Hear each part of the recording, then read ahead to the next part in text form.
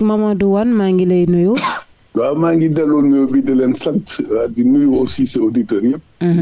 Mamadou Wane Mao nga nekk sociologue spécialiste en analyse politique et sociale naka nga gisee mbedd Ndakaaru yi nga xam ne dañ ko transformé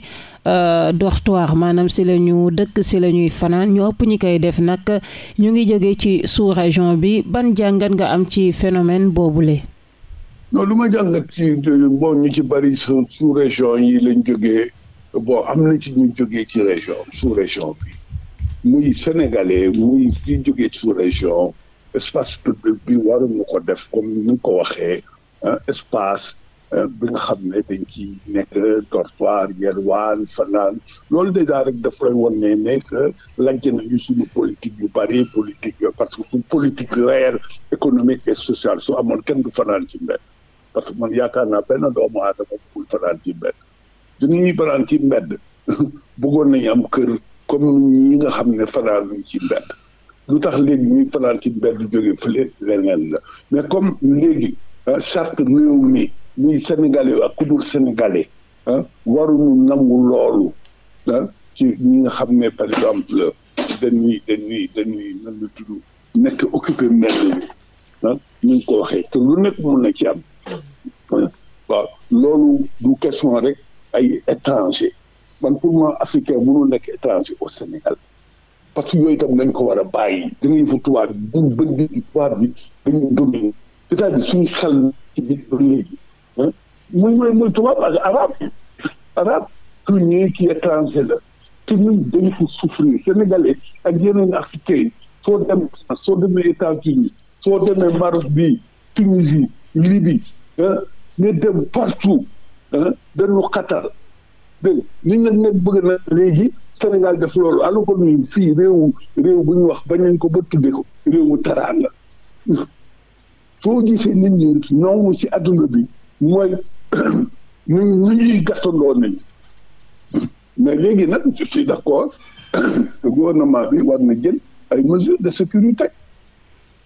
war na jël ay mesures humaines ba nga xam ne kenn du occupé mbedd mi di ci fanaan ak yooyu am na nga xam ne mi ngi jógee ci yenn dëkk yi ñuy wax étranger soo gisee ni ñëw fii seen dëkk dafa am guerre bon Dakar Sénégal moo doon capital AOF am na nga xam ne koom-koom yu doon jógee Côte d'Ivoire koom-koom yu doon jógee Niger koom-koom Mali yëpp fii lañ ko defaat buñ fàtte loolu ci gàttal daal wax ji man wax dëgg yàlla su ma déggee ñuy wax un africain man su doon sama soxla de sama génération dañu xeex politiquement pour libérer toute l'Afrique dañu xeex politiquement bu am un seul passeport africain de Dakar au Cap mu dindi barrière yu fi colonisation yëpp defoon muy anglais yi muy français yi muy arabe yi muy loolu lañu war a dindi mais nag effectivement état aussi daf même loolu suñ ko dindi il faut moom état de droit dañu war a protéger sécurité nañu état de droit dañu war pourvoir en services sociaux comme bi on doit partager nos richesses on doit faire que nit ñi accéder aux services sociaux de base mais bañ di fanaan ci mbedd yi voilà. mais Mao aussi mbedd Ndakaaru yi niñ ko def suufu pont yi loolu nekkul lu normal lan moo ci solution exactement. mais dañ leen war a génn foofu. waaw parce que nga ñëw si dëkk au lieu que nga ut logement foo dëkk mais si mbedd mi ngay fanaan am na dawalkatu deux roues yu jóge ci sous-région bi ñu si ëpp ci mbedd mi la ñuy fanaan bu ñu xëyee dawal seen deux roues bu guddi gi jotaatee même chose suufu pont yëpp ñu transformer ko en dortoir un problème de sécurité se pose pour yow lan mooy solution bi état bi nan la war a def avec ces gens. mais du ñoom rek ñooy fanaan ci mbedd bi y a des Sénégalais yuy fanaan ci mbedd bi ay xale yu ndaw mu ngi fi di fanaan demal Colobane nga xool 90% ñi xale yi fanaan ci mbedd ñu foofu ay Sénégalais yu jógee ci yenn régions yi ñëw fi di yelwaan ñenn ñu leen ñu ay kii dinañ tudd ñëw fii pour jàng diine yooyu foofu lañ nekk di yelwaan ñaata Sénégalais ñoo nekk ci mbedd mi amuñu na lu tudd ay kii lañu ay sans logis lañu ah ñu ñëw ak ñooñu ñëw fekk ci leen d'accord na dañu war trouver solution globale mooy dañu war appliquer du loolu Dakar mais fii amatul trottoir foo dem laa la wax amatul trottoir espace public amatul. exactement. waaw mais loolu mais fu kooku c'est un état de droit doit être un état fort mais juste un état juste doit être fort fii depuis ba ñu amee indépendance bon xeex nañ ko mais temps yu mujj yi les 20 xaw ma lan 15 dernières années ça devenu dafa doy waar donc on doit appliquer mais bañ a xool ne étranger yi rek dañ fay jëlee ba pare soo ñëwee ne la Guinéen yooyu la ñu war a bàyyi ñi nga xam ne par exemple dañuy bëgg a politique nañ dem du bëgg a dugg yooyu nañ dem France dem ci bokk ay nee na tudd rassemblement national nañu dem foofu nañu dem na lu tudd États-Unis nekk kii dem soutenir yi ji Trump mais bu ñu indi loolu fii Sénégalais diñ ko dul nangu mais je suis d'accord que war nañu trouver solution te yaakaar naa ne gouvernement bi jël solution dana trouver solution politique correcte su koy def aussi dana discuter suñu dëkkaalandoo yi pour impliquer leen ci ñoom solution même Niger dañu war wax ñoom ils ont pris des mesures kenn ñaamee moom soo fa demee mënatoo taxawaalu ci mbedd yeeg fanaan ci mbedd yeeg ñu jëlwaan ci mbedd yeeg yooyu mais am nañu ne nañu utal étranger yi carte de séjour comme ku mel ni Tahirou Sarr loolu mooy combat am nañ leen régulariser nañ leen identifier nañ leen utal ay carte de séjour ñuy fay état mën si am dara est-ce que loolu tamit du solution. dama ne ay xaalis état suñu wut xaalis du ay carte de séjour suñu bëggee wut xaalis dégg nga nañu récupérer ñi sàcc suñu xaalis yëpp ñu delloo ko réew mi. suñu bëggee wut xaalis par exemple nañu def ay mécanisme de modalité de bonne gouvernance ñi war fay impôt yëpp far impôt ñi nga xam ne les riches qui sont là qui exploitent leur kii nañu fay impôt justice fiscale bi ñëw c'est une question de bonne gouvernance mais du question way ay ñu am xaalis ci ay carte de séjour su dee ñoom dañu bëgg nañ dem nee naa la carte de séjour c'est normal les pays yi nga xam ne par exemple dañuy appliquer sur une carte de séjour ay Europe ak yooyu dañ leen war c'est la même chose lañu war def mais les pays africains waroon systématiquement def ay carte de séjour ak les pays de la CEDEAO